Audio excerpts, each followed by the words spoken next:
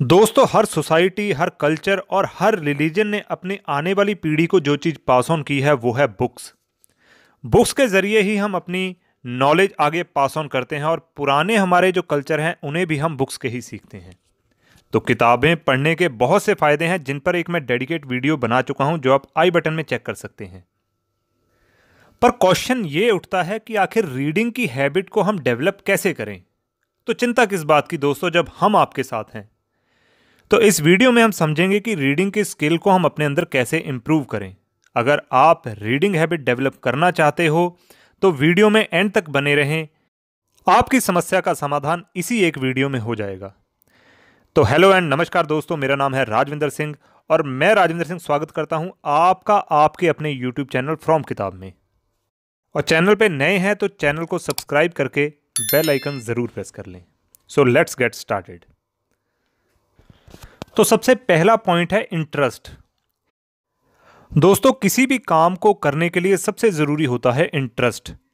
शुरुआत में सिर्फ अपने इंटरेस्ट के हिसाब से बुक्स चूज करें।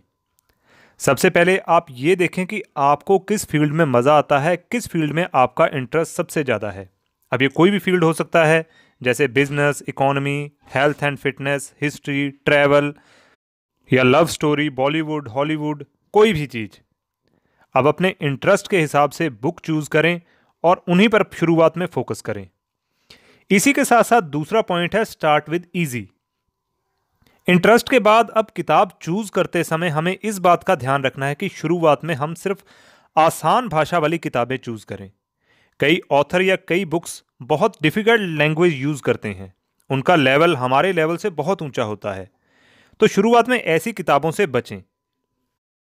जैसे अगर आपका इंटरेस्ट स्टोरी में है तो शुरुआत में आसान और छोटी स्टोरीज को चूज करें, या आप ऐसी बुक्स भी चूज कर सकते हैं जिनमें साथ में फोटोज दी गई हो, जैसे बचपन में हम कॉमिक्स पढ़ा करते थे।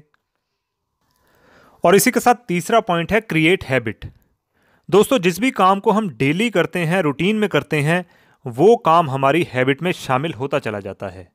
इसलिए इस चीज से ज्यादा फर्क नहीं पड़ता कि आप कितना पढ़ते हैं, फर्क इस चीज से पड़ता है कि आप जितना भी पढ़ रहे हैं रोज पढ़ें और कोशिश करें कि ब्रेक ना लें।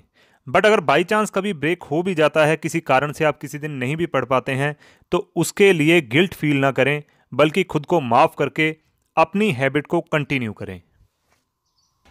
और इसी के साथ अगला पॉइंट है फिक्स द टाइम। रीडिंग को अपनी हैबिट बनाने के लिए हमें टाइम फिक्स करना बहुत ज़रूरी है, जैसे सुबह एक्सरसाइज के बाद, ब्रेकफास्ट के बाद या रात को सोने से पहले।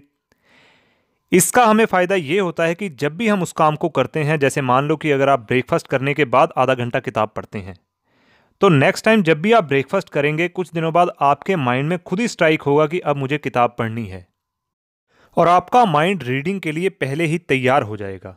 इस तरह फिक्स टाइम करने से आप बुक पढ़ने की जो हैबिट है उसको बहुत आसानी से और जल्दी डेवलप कर पाएंगे। और इसी के साथ अगला पॉइंट है इमेजिनेशन। किताब पढ़ते समय उस बुक में जो बातें लिखी गई हैं उनको अपने माइंड में इमेजिन करो, जैसे कोई मूवी चल रही हो। उदाहरण के लिए अगर आप B.R. अम्बेडकर की वेटिंग फॉर वीज़ा पढ़ रहे हैं तो उस समय का जो समाज है उसको आप अपने माइंड में क्रिएट करोगे तो आपका इंटरेस्ट बना रहेगा। पढ़ने के लिए इंटरेस्ट बहुत ज़रूरी होता है और आपको समझने में भी वो बहुत आसान हो जाएगा कि ऑथर ने वो चीज़ क्यों लिखी है। और इसके बाद अगला पॉइंट है संगत।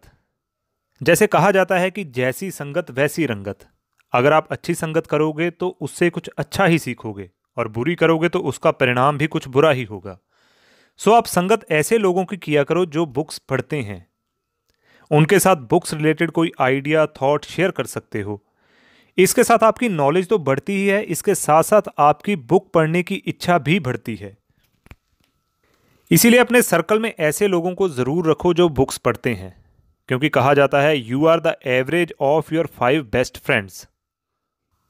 और इसी के साथ अगला पॉइंट है माहौल यानी एटमॉस्फेयर।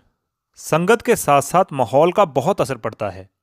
जैसे मान लो आप किसी पार्टी, पब या बार में बैठे हो तो उस समय वहाँ का माहौल आपको अपने अनुसार ढाल लेगा, मगर अगर उसी समय आप किसी धार्मिक जगह पर बैठे हो तो उस समय आप धार्मिक माहौल में अपने आप ढल जाओगे।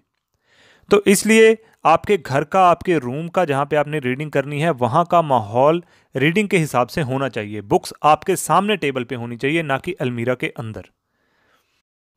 तो दोस्तों, ये कुछ बहुत ही आसान छोटे छोटे पॉइंट्स हैं जिनको फॉलो करके आप भी एक गुड रीडर बन सकते हो। अपनी लाइफ में रीडिंग की हैबिट को बड़ी आसानी से डेवलप कर सकते हो। तो आप एक बहुत अच्छे रीडर बनोगे और अपनी लाइफ में ग्रो करोगे, सक्सेसफुल होगे। इन्हीं शुभकामनाओं के साथ मैं राजविंदर सिंह लेता हूं आपसे आज इजाज़त।